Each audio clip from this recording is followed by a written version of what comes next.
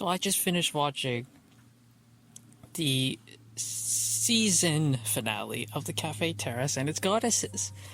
This that I planned to review weekly, but then I decided against because a lot of stuff that happens in it can't really be discussed.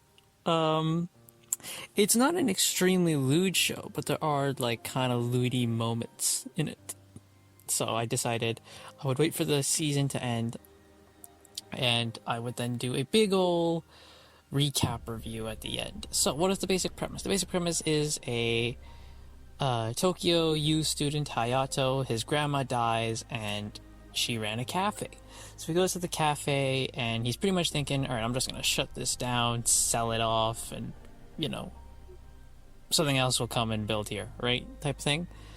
And he is shocked to find that 5 girls live in the cafe. They are part-time workers who work at the cafe, and they live at the cafe.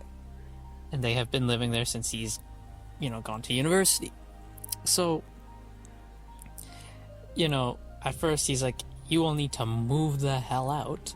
But eventually he is convinced that he is going to try 1 year to get his grandma's shop back up and running. And if he is profitable in the year, keep it going. That is the premise. And of course, this is a harem anime, so you know what's going to happen. Eventually, they will all fall in love with him. So I don't watch a lot of harem anime. But I was like, you know what? This seems like a fun premise. I'll watch it, and I am very happy that I did, because it was pretty fun.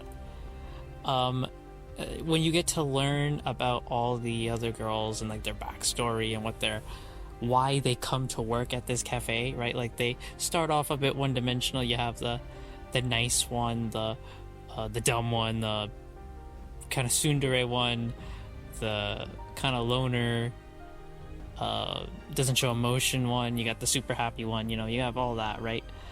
You have those cliches. But then when you start to figure out their backstory and all that, they start to become more human in a way, right? And I really enjoyed the episodes when we start to see more about them. I would say the first 3 to 4 episodes is very much just the basic groundwork of getting the show up and running. And then once we start to get into the character stuff, it gets a lot better. And you can see the reasons why some of the girls fall in love with Hayato and not. So, yeah, I watched this subtitled.